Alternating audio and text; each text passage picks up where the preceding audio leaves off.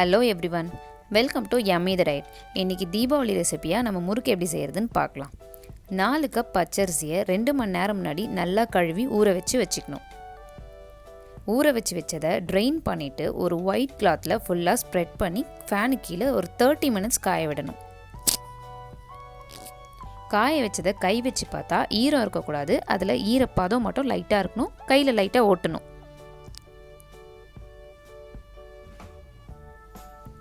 அதை எடுத்து மிக்ஸி ஜாரில் மாற்றி நல்லா கிரைண்ட் பண்ணணும்.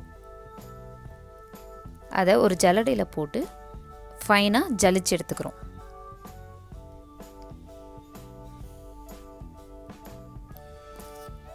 இப்போ ஒரு பேனை ஹீட் பண்ணி 1 கப் உளுத்தம்பருப்பு போட்டு நல்லா வாசனை வர வரைக்கும் நல்லா வறுக்க போகிறோம். கலர் சேஞ்ச் ஆகிடக்கூடாது, வாசனை வந்தால் போதும். அதையும் ஒரு மிக்ஸி ஜாரில் மாற்றி கிரைண்ட் பண்ணணும்.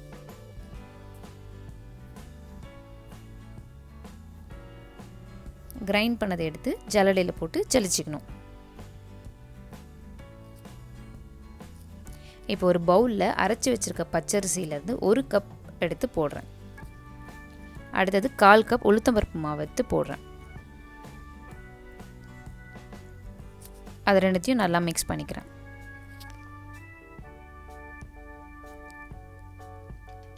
ஒரு ஸ்பூன் ஜீரகம்,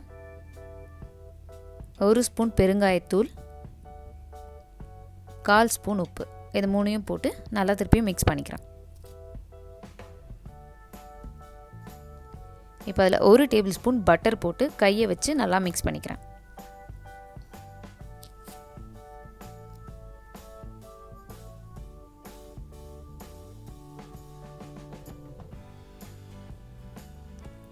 இப்போ அதில் 1/2 கப் தண்ணியை கொஞ்சம் கொஞ்சமாக ஊற்றி சப்பாத்தி மாவு ஆகிற மாதிரி நல்லா பிசைஞ்சு எடுத்துக்கிறேன்.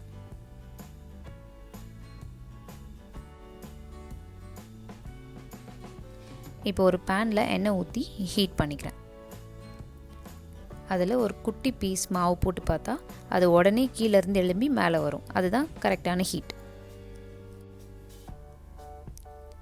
இப்போது இந்த மாதிரி 3 ஓட்டை இருக்க அச்சு எடுத்து அது உள்ளுக்குள்ளே 1 ஸ்பூன் எண்ணெய் ஊற்றுறேன்.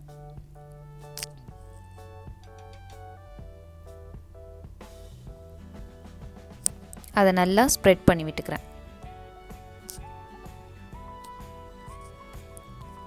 இப்போது நம்ம பிசைஞ்சு வச்சுருக்க மாவுலேருந்து கொஞ்சமாக எடுத்து அதுக்குள்ளே போட்டு க்ளோஸ் பண்ணி ஜல்லிக்கரண்டியோட பேக் சைடில் முறுக்கு பொழிஞ்சு வச்சுக்கிறேன். இப்போ அதை எடுத்து எண்ணெயில் போடுறேன்.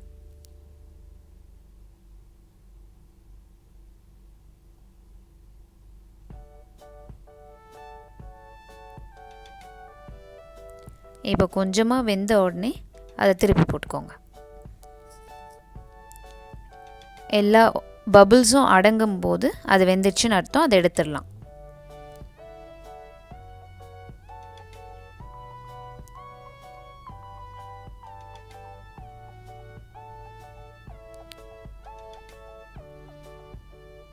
நிறைய கிட்ட போடாமல் எவ்வளோ பேனில் கொஞ்சமாக இடம் இருக்கோ அந்த அளவுக்கு மட்டும் போட்டுக்கோங்க.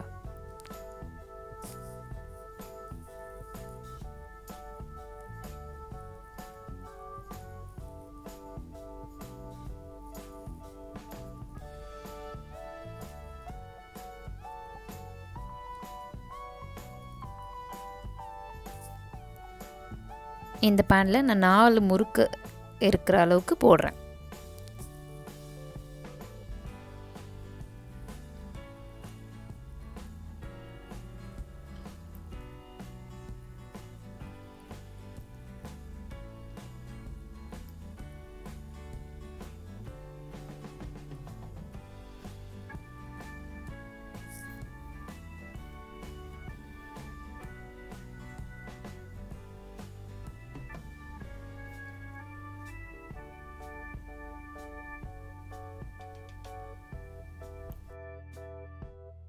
இப்போது நல்ல கிறிஸ்பியான முறுக்கு ரெடி ஆயிடுச்சு.